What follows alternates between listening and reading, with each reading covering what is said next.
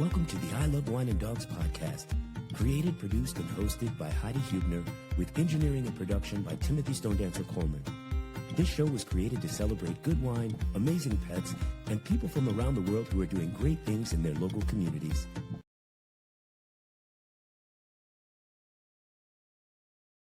Welcome, everybody, to another episode of the I Love Wine and Dogs podcast. I'm Timothy Coleman, co-host, here with my sister, the creator, producer, and host of our show, Miss Heidi Hubner. What's up, Heidi?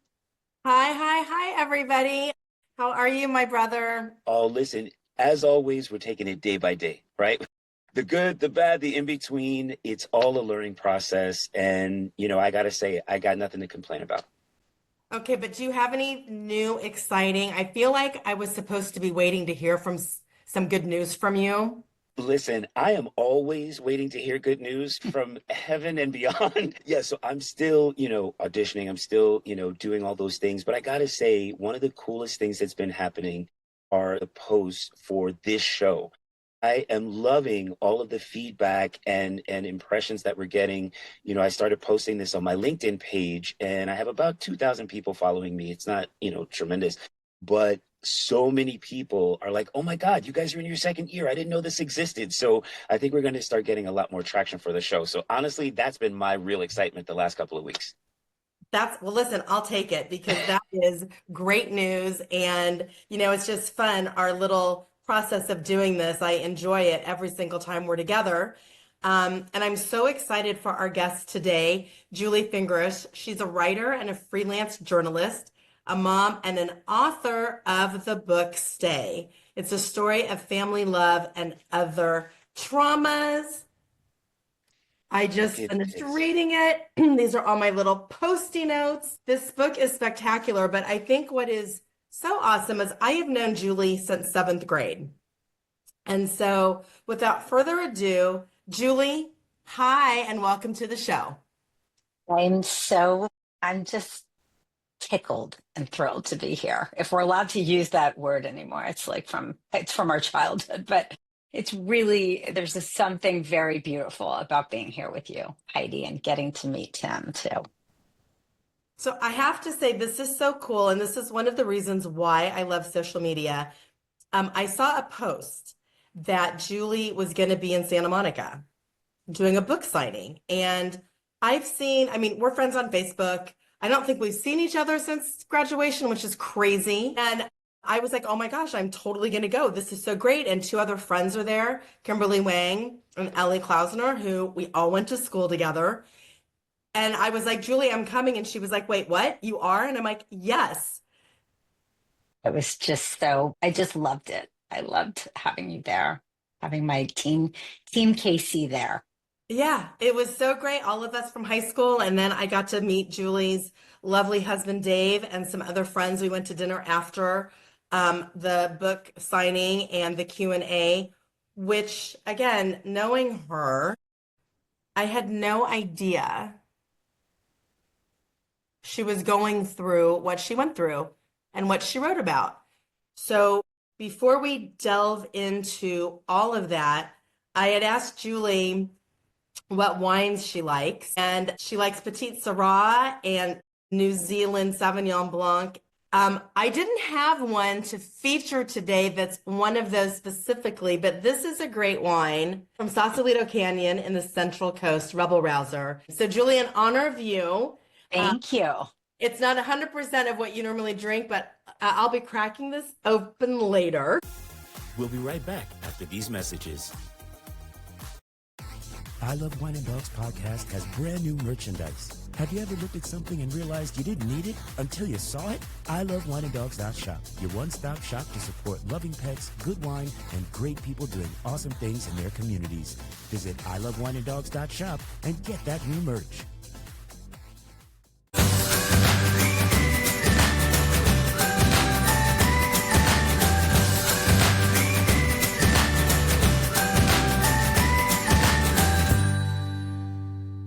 Wherever you live, go to your local shelter or work with your local rescue group to bring in your new forever loving baby if you're ready. Remember, you got to make sure you're ready for this commitment, but you can foster, you can volunteer. There are so many other ways that you can give back and help your fellow community in the pet world.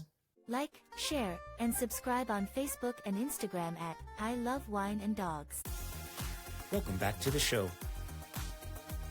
All right, everybody. So again, our guest today, Julie Fingersh, author, amazing woman. Her book, Stay, you have to get it. You have to read it. I literally couldn't put it down.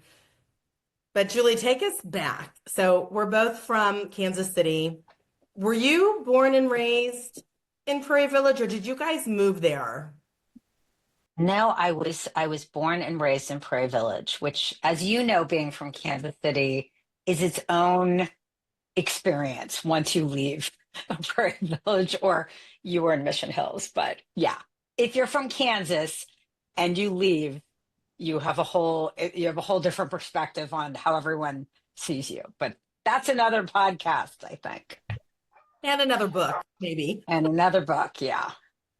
Okay, so born and raised, and then where did you go to school before you came to Sunset? I went to a Jewish day school, the Hebrew Academy, and then I came to Sunset in 7th grade when it was still an all-girls school. Julie was the kid in school with her yellow legal pad, always asking questions. Julie was also very smart. She was excellent at literature. Who was your mentor at our school? Like, what teacher really stood out to you and probably helped mold you to what you were doing? 100% that would be Lorraine Gordon.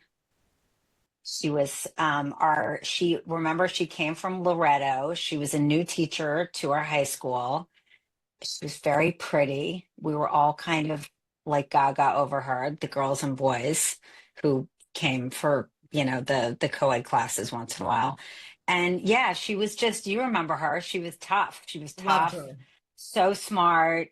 And I think she's probably was my most important, besides my dad, who also really taught me to write. She's probably my most important influence in learning how to write, but also just even seeing myself as a writer, because she was just always, she held that for me. And it was just, when you're a kid, you're like, who am I? What do I do? Am I good at anything? And she kind of helped me see that and go for it and stuff. She was very important. She was a great teacher. And it's like John Love said was my mentor because of doing totally. musicals and everything. And that, was my passion. And I think I kept in touch with Mr. Lovestad. It was great. Like throughout the years. Did you Yes. as well? Yes. In fact, May 20th, I'm going back to Pembroke Hill. It's now called Pembroke Hill, to do an alumni event for the book. And Lorraine is going to interview me, which is just like the most fun thing ever. So I saw her last time I was in Kansas City. And so, Julie, like writing, when you were thinking you were going to be a writer, in what way were you envisioning that as a career? Well, I think because I was on the newspaper and it was the school paper, and it was really Lorraine who, when we were, if you remember, our school paper merged the year before the school merged. And so we were the first class to do a combined newspaper. So it was like a kind of a competition between the girls and the boys, who was going to be like editors and, who was going to make up the masthead. And I wasn't even going to apply. And I remember Lorraine, like, I guess, looked at all the applications, and she like found me and she's like, where's your application? And I was like, I'm not going to get it. Like, I'm not applying for it. Like, because you know how when you're in high school and you're like, there's just the people who are going to get it. And she was like, you need to apply. And so I did, and I got the editor-in-chief position. And I think that it was just such a powerful experience. And I think because of that, I always saw myself as being a journalist, because I also am I am so interested in people, and I'm constantly asking questions. I'm always would rather ask people questions than answer them, which is ironic since I wrote a memoir, but that's part of the irony.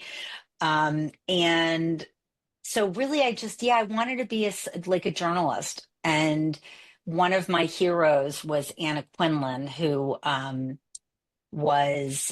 she was the New York Times first female columnist, and she wrote about life. And she was no one did that then, and certainly not a woman. And I just remember I'd wait for her column every week and be like, oh my God, I can't believe she just gets to write about life, and like that's her job. So that's what I always really wanted ultimately, but then life got in the way. Okay.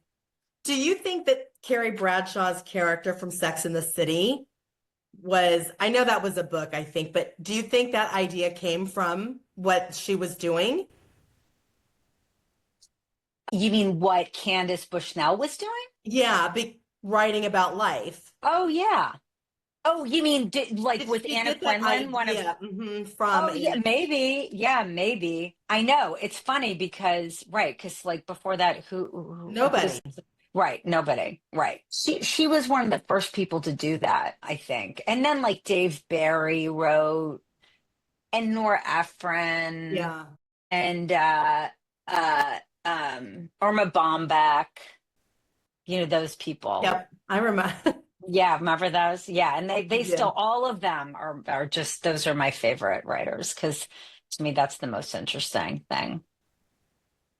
Listen, I'm creative in a few different ways. Writing, especially when it's more like song lyrics or poetry, that area is more where I am. I haven't sat down to tackle something as huge as a memoir or a book or a novel, like something of that nature. But yeah, writing in that way is good for me. I think everybody has at least one gift, even if you're blessed with multiple other talents. And so, that's something that I do here in New York and in working in the community is just getting people to find what that gift is and to Yeah. nurture it out of themselves. And so, my question would be, as a writer, what would you say to a young writer? We find our purpose at different ages, right? Like there are people Very, that what, did, that's a very profound statement. You're right. right? So, I mean, it doesn't matter Yeah. what age you are. To a person who is fresh to writing, let me say that. What is like the core piece of advice that you would give to them as they begin to formulate that initial idea? I think my core piece of advice is to let yourself be in love with writing and do everything you can to protect that feeling. Because I think that once you get it in your mind that you have to publish, or you have to make a living doing it, or it has to be a certain thing or have a certain outcome, it's like a creativity killer in a sense. And I think that, I mean, of course, our advice usually is the things that like we never followed. I think for me, it just right off the bat was like, and it's also just my nature was just very much like it has to be great all the time. And, which makes it really not very fun. So to me, like the people I envy most as writers are the people who are still delighting in the actual process of it. And if you're lucky enough to do it not as a living, that's probably the best way to do it, because I think that if you're writing to make a living and pay your bills, I think there's a conflict between like commerce and creativity. It's really hard to have both things happen. So I don't know if you feel that way about songwriting, or I if mean, it that's if it really powerful. I think what you just said applies to every creative craft, right? Yeah, And probably right. yeah, I mean, I think for me with songwriting, I got lucky in my case because, it could be a napkin, it could be a paper towel, it could be the back of a grocery bag, it could be, you know what I'm saying? Like if inspiration hits me, I'm just I like love jotting it that. down. And so I have a gigantic binder where like napkins are inside of a piece of plastic and whatever, Seriously? and I keep all those original things. I love So that. as music comes across the table and someone needs like melodies or lyrics or whatever, I can find the song that I wrote, and even if it might just be lyrics, it's still a song to me. That fits the vibe of what I'm hearing in the music that they've created. So that's what keeps it fun for me, is that I'm That's so always cool. vibing off of like where is somebody coming from or what is the story that we're telling. And that's what keeps it in truth. And so I'm able to just tell the truth in small little portions a million different times. I love that. And I think songwriting has got to be, that's just like such an elusive art to me. And I wish I understood how to do it. I just think that's a whole different thing, you know? It's funny because that's how I feel about writing a book, and that's exactly how I feel about choreographing something. I It's was like going it to seems say, too, right? Well, I yeah. guess that's the point is we all have, because Heidi, like if someone told me I had to make up a dance, that would be a sad thing for whoever had to watch. So, And Heidi has, I mean, like her job was always so crazy as like our dance captain and co-choreographer, like because oh she had to keep all the chickens moving together. You know what I'm saying? It's like, God, I wish I could have seen that. Thank you. Thank you. All right. Well, listen, we have another commercial, so stay tuned. We'll be back with more from our guest, Julie Fingersh. We'll be right back after these messages. I love wineanddogs.shop, your one-stop shop to support loving pets, good wine, and great people doing awesome things in their communities. From school classrooms to living rooms across New York City, our mission is to amplify untold stories and create space for healing, leadership, and transformation, one voice at a time.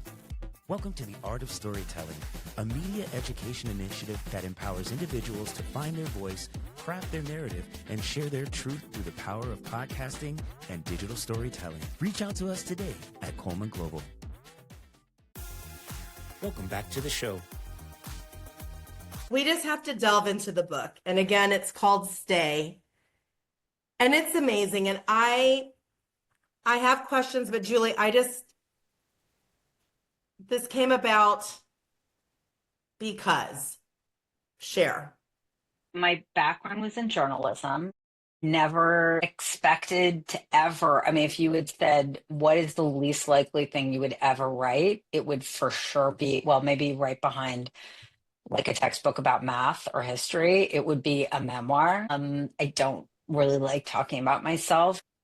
And I'm also a very private person. I was raised in a family where we just really held privacy as a very sacred value. But it came about because I think I learned, it took many decades to realize that for me, and I speak for myself and not necessarily my parents and my older brother, keeping our privacy kind of airtight in terms of what happened in our family ended up being a really damaging thing for me. And it came about really initially weirdly because our daughter was in high school and we have two children. My husband and I have two children, and she was a senior in high school, and our son was a couple years behind her. And I was looking at the empty nest in front of me, and I was thinking I had given up my career 30 years before in writing. I never really understood why. I think at the time, it was like, oh, I'll just go back after I have kids, and it'll be better for our family if I was the primary caretaker, since as a writer, you earn like 10 cents. So it was like childcare would have been much more expensive than what I could earn. And then I never did go back. And as I looked at the empty nest, it was, and juxtaposed with the fact that our daughter was, as a senior in high school, reminded me so much of myself. I was so ambitious. I was just so gung ho to like go out in the world and become a great writer and an important writer. And then my brother got kind of withdrew into a depression at the time we thought was just kind of a phase. And our family my brother's life started to unravel. And as the middle child, as the only girl, I think it was just an instinct and we were very close to be there for him. And I think that became kind of like my main job in my own mind. And so when our daughter was a senior in high school, I never connected those things, but I had this like very terrible feeling of envy for our daughter, who I adore. And as a parent, like that's just, you don't feel jealous of your kids, just you don't. And it was like it kind of came up on me, and I knew that it was kind of a canary in the coal mine for something else, and I really at the time didn't understand it. So it came about because I decided that I had to get back to writing. I had to try to get back to writing as a way to sort of like figure out what my next chapter was going to be. And then life kind of happened. And if you read the book, then you find out that, like, just as I started kind of getting started again with going back to journalism, our daughter got sick. And it started to connect in my kind of psyche with that feeling of helplessness when someone you love is sick, and how difficult it is to watch them struggle, to not think you're the one who's going to like be the one to save them. And so I kept writing my way through it. And then it wasn't for really a couple years into it that I really decided to try to make it into a book that would be for other people, because I was always clear, like, it's not about me, it's not about my family, it's about just the universal questions of motherhood and self and identity and family loyalty and, mental health and chronic medical illness and all that stuff, and how it changes and shapes us within families, and then as you go out into your own life and try to be a person apart from it. First thing, family secrets and secrets in general are horrible. And we've all been there. You and I briefly talked, and I don't know if things have changed because of social media, where people maybe air too much. For us, it wasn't really like, oh, it's a secret. It was like, my brother wasn't doing well. Why would we air our dirty laundry? Why would we expose him? And then when he got better, everyone would know where he'd been. In retrospect, it creates so much baggage and negativity to feel like you have to hide, and you end up kind of living a double life on some level. Or I did. I think one of the things I've learned writing this book and kind of processing all of it is that you don't necessarily realize like how much of it's like I write about this thing called a blueprint. You don't really realize how much of a blueprint or an imprint your past makes on your future and how that shapes you. I mean, I know that for me, it just ended up being like it was, I never connected those really until much later in life. Another interesting thing, I remember one time my mom said to me, she goes, I really wanted to be a costume designer, but that didn't happen when I was touring during shows. And I was like, but just go be one. Like, come on, you can just go be one. And like, when I think about that, it makes me sad, because she lived, I know, vicariously through me doing my shows and my life. She did. And was proud of me, but I am sure there was a jealousy and a sadness yeah. And that makes me sad. So of course I'm the opposite. I'm like FOMO. I'm like Stephen will say, you don't have to do everything. And I'm like, yes, I do. I'm not going to, I take it to the full extent of right. saying yes to everything. It's funny though, because I think that those feelings, those sort of forbidden feelings, I mean, your mom lived at a time where there wasn't a lot of opportunity or example for that. But Right. it's just like like your soul kind of sends signals up, and they come through as if it's depression or paralysis or anxiety or whatever, jealousy or whatever it is. And it's like, they're just signs. But the question is, are you going to pay attention to them? And I think that once you start, and what I found in writing this book is it was just like it was eerie that once I committed to doing that work, it just everything unfolded and like the knowledge, the revelations of it, like what connected with what. And then it just sort of like illuminated a path forward that I don't know if I would have seen had I not written. Then let's talk about signs, the dragonfly. Yeah.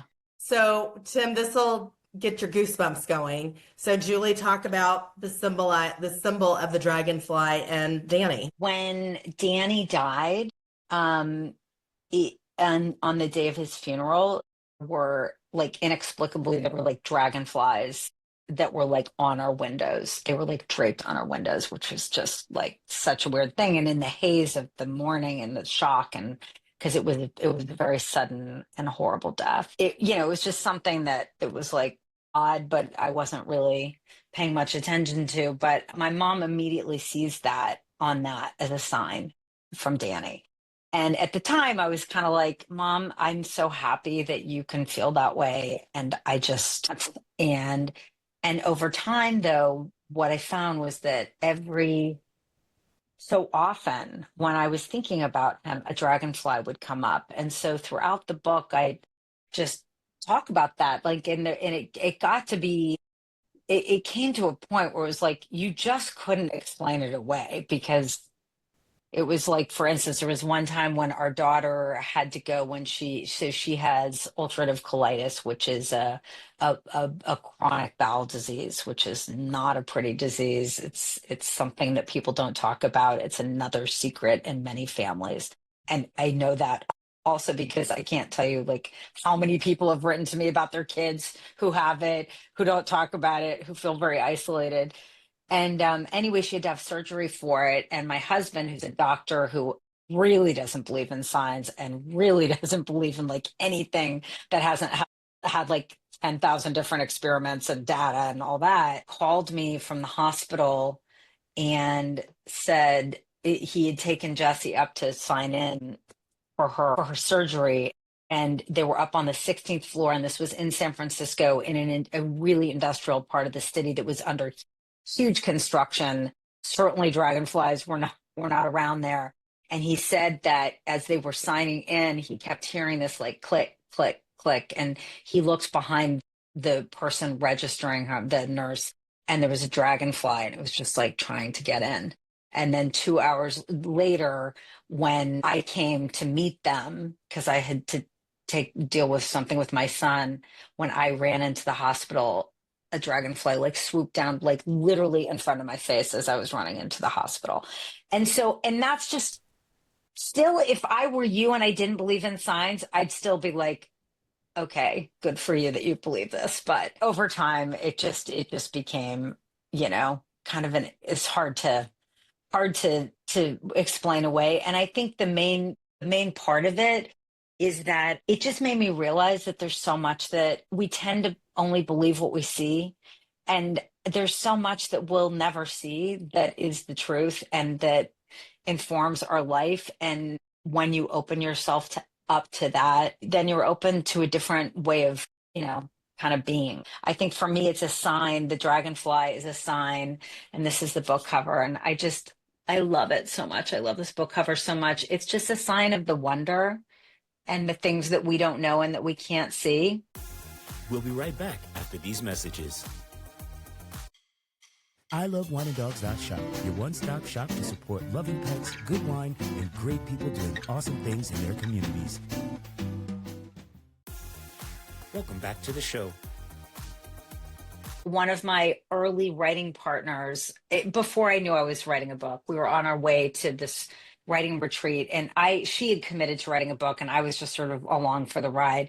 And she was like, I didn't really know her well, and she said, Julie, I had a dream about your book cover. And I was like, don't be talking about a book cover. Like I have not written for 30 years. I am not writing a book. Like, I'm coming with you. I really don't have faith that I could do it. So, and she was like, no, it was just clear as day. It was a white cover and a blue dragonfly. And I see it. And I was like, okay, but let's just not talk about it. And we arrived at the hotel to check in, and behind the receptionist was a painting of a dragonfly that looked just like this behind her desk.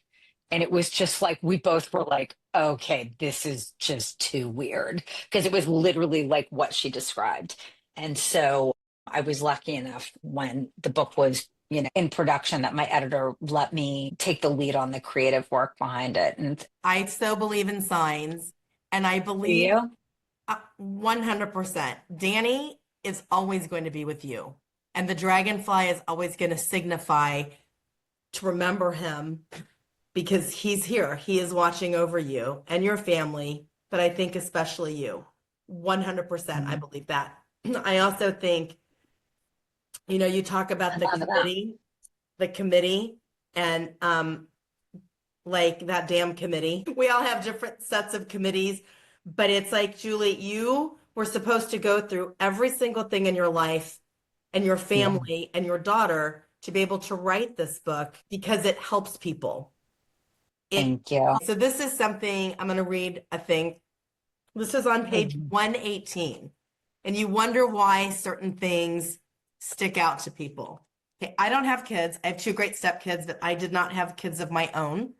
I got married late in life because I wanted to pursue other things selfishly. That's So not selfish, by the way. That's just you were living your life. I was living my life. If you were a Amen. man, you would never say it was selfish, by the way. I was living my life because that's what I wanted to do and supposed to do. Okay, so this is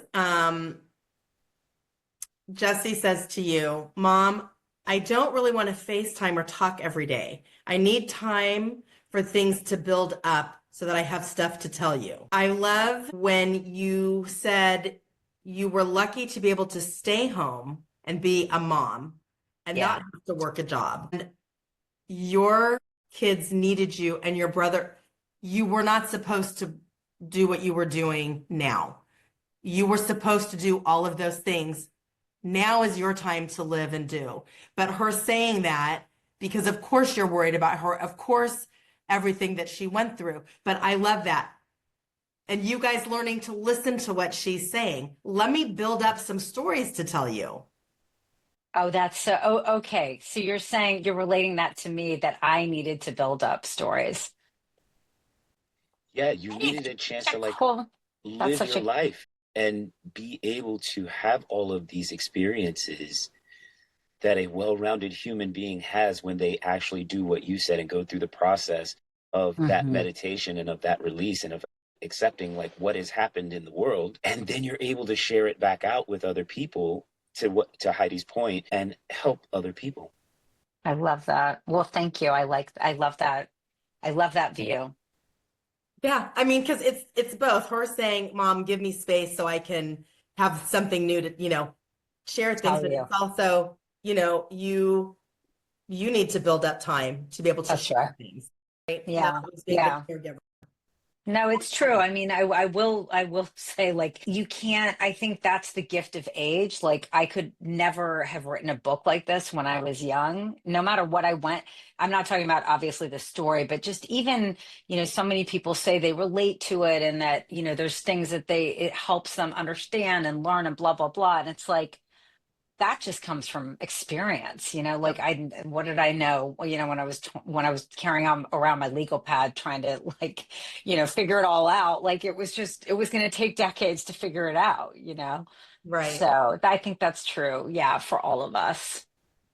And then the other story I liked was the lady on the plane. Oh my gosh. Wow.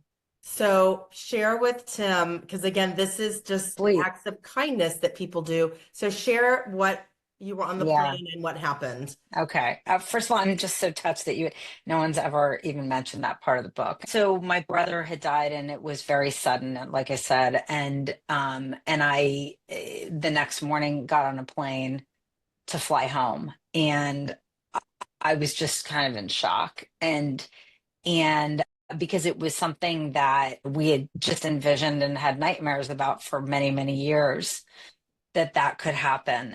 And I got on the plane and I don't know what happened, but I just like, I started to, they said that they were taking off for Kansas City. And I think it just like hit me that like, there I was in the moment that I had imagined so many times. I was on a plane to my brother's funeral. And I just like, it hit me. And I could not stop crying. I was like sobbing. And I guess I was like 20, I was 29. And the woman that was sitting next to me, and I was like, I mean, really sobbing. And I was sitting in the window seat and I just was trying to like keep it to myself because it was like loud and snotty and this woman just leans over to me and she was like, "Did you lose someone?" Which, of course, made me cry even harder. And I just cried for like 2.5 hours. And she just like, we didn't talk. And she just like held my hand and held me. And it was just like the kindest, and she said, "Did you listen?" I said, "Yeah, my little brother." And she didn't, she didn't like try to talk it out, whatever. She just held my hand and she was just with me, like didn't, that didn't do anything, but just she was just with me. And I got off the plane and I hugged her and I was in such a daze. I never got her name. And I wish I did because it was just one of the kindest things that has ever happened to me. Because, when in life, like I talk about later, this thing called project grief, like when people are grieving, like we all grieve, but like yet nobody really knows how to deal with it. And nobody really, even if you love somebody and know someone, you still don't know what to say and you still don't know how to comfort them.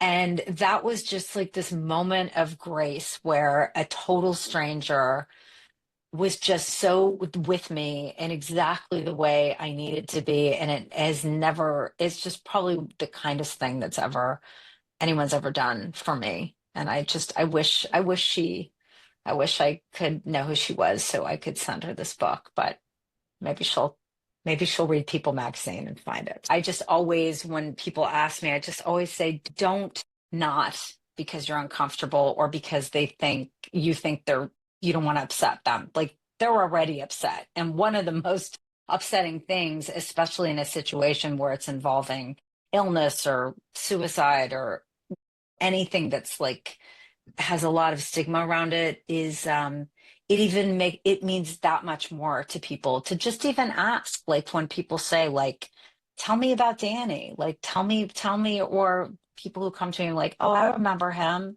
you know I remember sharing stories about him. That is like such a gift to the bereaved. I mean, don't you guys find that? I mean, if Yes, I do. Mm, totally agreed. I do. Yeah. Thanks for sharing that. I'm just going to walk with you. I'm just going to walk with you. I like that. isn't that great? Julie, what's Jesse doing now? Is a second year law student at Emory, and she's one of probably like 9 people in her class who's going to be dedicating her life to, instead of corporate law and making the big bucks, she wants to do what's called prosecutorial reform, which is reforming the justice system to be more to fair, especially to the Black community. And it's what they call restorative justice, where instead of incarcerating you teach and you rehabilitate and you restore them and sort of compensate for all they've not been given, that most, like many of the rest of us, have had without you know thinking twice about it.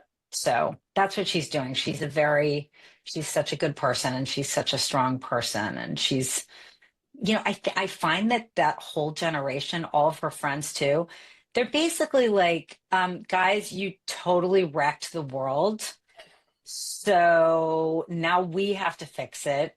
So Totally. right? Like unlike us, we were like, did we care about the world? Like, did we know any? I mean, I was not reading the papers at that. I was clueless about politics. That whole generation is just, they know everything and they're on a mission to like fix it. Thank God. I mean, God that's the help them. difference with digital natives, right? It's true. They get information much more quickly. They know a full day's worth of whatever's going on by 15 minutes, after 8 a.m. Yeah, and the rest of us are still piling and picking through it, throughout totally. the whole day. You know what I'm saying? So I think, first of all, just congratulations. I mean, like, obviously, the evidence of great parenting is in their children. And, somewhere along the way, I think she saw what you and your husband stood for internally, because Thank to you, get Tim. into that kind of work, Hmm. my father, when he retired from the military, started a nonprofit. His focus was Wow. getting youth off of drugs, getting Wow. families rehabilitated together, Wow. reconnected together. So I grew up watching that kind of work, uh, not from the legal side, but just from the on the ground That's grassroots kind of side of it. amazing. And so, anyone who has that kind of heart and soul and fire definitely deserves all of our prayers, all of our support, all Yeah. of our appreciation, because someone's got to do it. Yeah, that's so. That's amazing. And also your mom being a pastor. I mean, what holy people and I mean, what listen, holy work. I always say I grew up in a master class of service. Wow. I didn't know that. I was just a kid watching Right. videos on TV. You know what I'm saying? Like I didn't know that it was a master Right. class of service until I got out in the world. And then it's like, okay, wait a minute. I gotta adjust my focus. Like my real happiness isn't all of these things over here. It's using all of those things to amplify where Yeah. my real passions are, which is what my family was doing, which is what I grew up watching. Right. And That's so amazing. I work in the community all day, every day. It's been 25 years of the hard service, but it's not something I take credit for because I saw it from my parents and it was something that was natural to me. So I give That's them the credit amazing. for it because that's where it came from. But I think that's also a lot of, maybe it's not so drastic for everybody, but that is in all of us. That's another thing that brought Heidi and I together was community. That's another thing Mhm. that brought the two of I you love together that. was that I love community. that. That's just, that's really amazing. And hats off to your parents. Cause I have to say, like, we had a social service club in high school, and that was kind of the only that not many of us were on. And it was it was so siloed, and it sounds like you really grew up in a Yeah. family where that was really front and center. Right. I think for us a lot of it came from our faith in Judaism. It's just the core part of Judaism is repairing the world and loving kindness and loving thy neighbor. So I think that Jessie grew up in a really privileged world, and she looked around and was like, this is doesn't um why doesn't everyone else have more of this? That's great. And congratulations, Mom. You got to be so Thank you. proud. Dope. That's dope. I am. And I have to ask about Sam because I feel like with Aw, everything that you guys have gone through, yeah, and he's, that's in so the sweet of you. background, I'm here for you, Mom. I'm okay, Mom. I'm okay, Dad. I love you, Jesse. Like, how hard for him?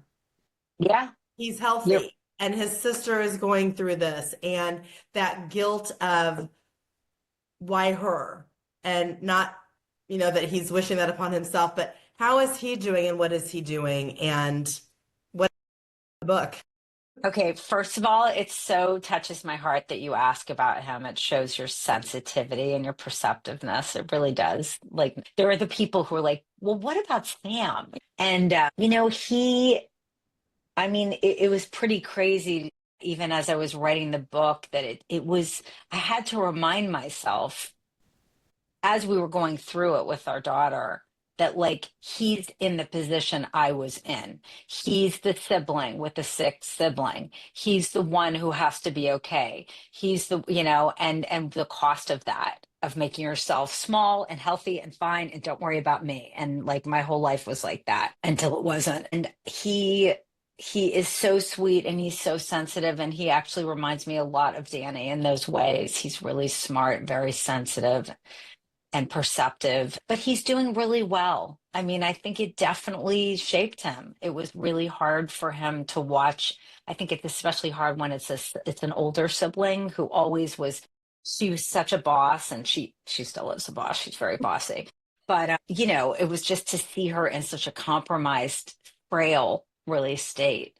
And it was, he had always been the one who was like kind of hyper and kind of like, oh, we had to like watch him and his homework and settle down and whatever. And all of a sudden we were just like, okay, just have a good time in high school. We'll see you when it's over because we got to deal with this. And he did, and he really stepped up. But he's good. He's good. And what did he think about the book? He hasn't read it, and I don't think he will. And I actually would rather he didn't, Hmm. because at least until he's much older, because I just, again, because he is so sensitive, and it's not about secrets, but it's just about, it's a tough book. And I mean, it's one of the things I'm happiest about is that people talk about the laugh out loud and how funny it is and that stuff. But there is the really tough stuff. And I think he's like trusting his inner wisdom that he's not ready to like know those know the whole thing until he's ready. And I don't think he is really ready yet. So, but he's very proud, and it's very sweet how proud he is. Yeah. Thank you for sharing that, because he lived it. He wasn't there all the time living it, but I think that's a very healthy and mature choice. Yeah, it is. Thank you for sharing that, because, and people are So, afraid to talk about things. So how many yeah. people this is going to help, like we said at the beginning of the show. So the other through line, the healing with dogs. So talk about from growing up, having pets, and Yeah. love the dogs, love them. Yeah. I think that it's so funny because it's like I'm sure this is true for every book, that it's like it really says so much about the person, which parts that resonate for them. And one like really funny thing that happened was that the cantor from our temple read the book, and he's a cantor, he's like a holy man, but he texted me and he was like, you know I was all right until the dog had to die. I mean, did you have to throw that in right at the end? And I just thought that was just so funny because it wasn't about my brother. It wasn't about me. It wasn't about like the layers of meaning. It was about the dog. And of course it's because he is an older dog and he's like dreading that day. So yeah, we've always had dogs. I don't know if you remember our dogs. We always had Great Danes, huge dogs. Yeah. And also Brittany's, which are hunting dogs and like kind of medium-sized dogs. And, they just were like our joy and our solace. And, it's just like your anchor in the storm when you come home from school and life is terrible, but your dog loves you and all that. And I think yeah, I think it was I really wanted to make our dogs kind of characters in the story, which I did, because they really are characters in our lives. And we have these really private languages with them. Each of us has our own relationship. They heal different parts of us. We relate to them differently. And, for this story, first we had Scotch, who I describe as like, he's sort of like our emotionally distant Brittany. He's like that bad boyfriend that you're like addicted to because he's mean to you, but you love him. He's so beautiful, but he's mean. He ignores you. That's Scotch. And he just basically would like look it off into the middle distance and, walk away and struggle away from us. And it didn't matter because it made us love him more. And then when Jessie got really sick and things were very, she was facing a very tough summer of surgeries, we just decided like, we got to get another dog. We need something new and joyous in this house. And so we got Scarlett, who was just, she literally, I feel like it's magical what she did to our family. It was like it was such a dark summer in so many ways, didn't know how it was going to end. And she just brought so much laughter and love and light and still does. Yeah. And it's like, you just know that, they only have a lifespan. But then what's amazing is you find love in your heart for the next one. And now the Scotch did die and it was devastating. I still miss him like crazy, but we have Luca, who I think I showed you a picture of. And he's just like the funniest, goofiest, most not like our other dog. He's just like the neediest. He's a wreck. Like he's just like where Scotch was just like Richard Gere. Luca is gorgeous, beautiful dog, but he's just a wreck. So you got the needy. I love it. Yeah. I love what you said, which is so true. Like our languages that we have with our dogs. Like I lost Chance and Chubbs this last year. I'm so sorry. I was like, my heart still, I'm like, I would just look at Chance and I would go, and he knew that was like, we're leaving to go to work. I would just, and in the morning he'd wait, where's the look? We'll be right back after these messages.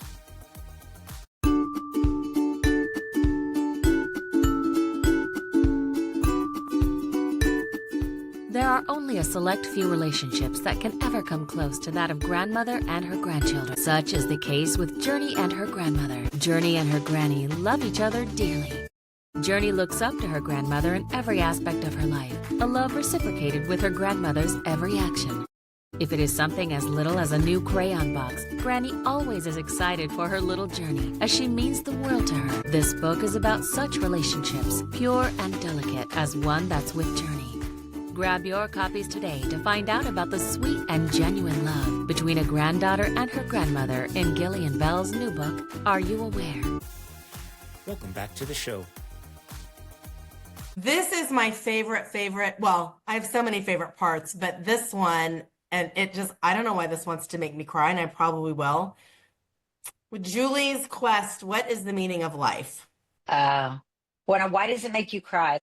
Because I love Fillmore, and he had it right. To live, baby, just to really live. Yeah. That's for me when I read that, and every time I read that, and I'm like, he is right. For me, that is my, yes, just live, really live. Well, you're doing it, Heidi. I am. Thank you. I feel You're like doing it, and somewhere, I'm telling you, I feel like he is somewhere for whatever reason, because that resonated with me. Girl, I'm like literally every day I look at that and I say that. I'm like, thank you, Fillmore. You're right. oh my God, I love that so much. Yeah, like, Yeah, no, he did. And to think like it was just so funny because as I wrote, like when I would ask him, Tim, he was like, I would ask all these people, so what do you think? How do you, what's the point of it? And how do you do it? And he would just be like, it's just to live, baby. And I'd be like, that can't be it.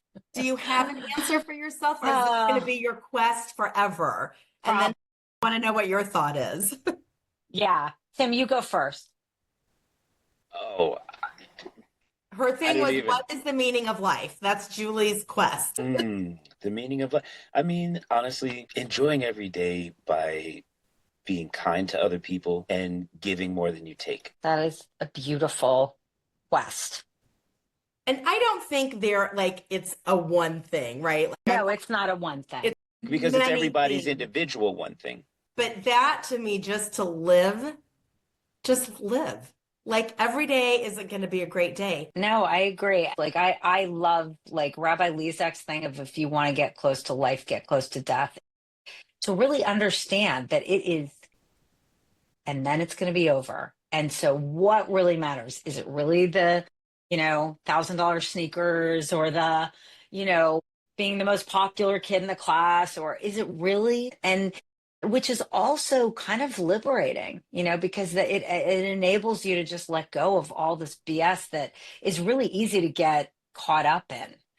So I guess the only thing is I just so appreciate the opportunity to just get it out there. And I hope people take a look at the book and share it with people who are struggling in any of those ways, or who just want like the story.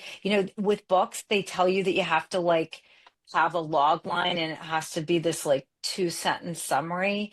And like my book isn't that. I said it when you were in that room in LA, like it's not, it's about everything. It's about life. And I guess this is I don't want to sound like grandiose, but to whatever extent it can help, this book is like it's the sum of everything I've learned about going through a lot of those, like walking a lot of those roads in all of those roles as a woman, as a mother, as a wife, as a sister, as a daughter, as a daughter-in-law, all as a friend, all of it. So I just appreciate the opportunity to get the word out. It's so inspiring to me, and it's so amazing that you've taken like a tough start in a lot of ways and turned it into just something so beautiful and so for the rest of the world. Thank you. I love doing this podcast because, like I said, we wanted to talk about great people doing good things and Yeah. people who, we love dogs, we love wine, but just bringing there are so many people doing great things. And I feel super blessed with so many awesome people in my life. I can't wait to see Ellie and Kimberly after April, when things settle down, when I have time. Good. I really cannot wait to get together with them. That's so They're great. so close. I know. I just love this whole reconnection. And that's because of you. If you weren't, that wouldn't have I happened love that. if you weren't in town with your book. So I nothing love that. by accident. Nothing No. happened by accident. And No, for Tim, sure. I love doing this with him. Like this brings so much joy to me when we do this. And And, to me as well. you know, So I'm just sure people boom. are like, you guys are a broken record, but we mean it when we say it. It was an I honor, love it. honor I to have love you it. on, Julie, and I'm proud of you and I love you. Thank you. If you're going to be in this neck of the woods, you have to let me know. Oh For my sure. gosh. Now I have just another reason to come Yeah. back because it's such a gift to reconnect with the people you grew up with and to see where you all are and to just be able to like see just how you've all changed and how much more you have in common than maybe you used to have or ever Yeah. thought you or ever knew you had. It's 100%. amazing. Yeah, yeah. Oh, Tim, and I just loved meeting you. I loved meeting you as well. I can't wait to read your book because now I Yeah. have to. These stories are rich, and what you've shared has been amazing, so Thank you. poignant. I can't wait for you to hear back. You know, sometimes we say things because it's just organic and this is what's inside of us. But then when you hear it back, it re-impacts you. And I think you've said some things that are heavy but universal simultaneously. Thank So you. pleasure to meet you. And folks, thanks so much for joining us for this episode of the I Love Wine and Dogs podcast. It's on Spotify. You can get us on Facebook. You can get to us on Instagram, all the socials. Everything's out there for you to consume, but don't just listen. Please like and share. We want other people to find great love of wine, of animals, specifically dogs for us, but of any kind of animal, to also share, like Heidi said, good people who are doing great things in our society for one another. We'll see you all soon. take care. Bye, everybody. I Love Wine and Dogs is now streaming for millions of fans on YouTube. Join the tribe.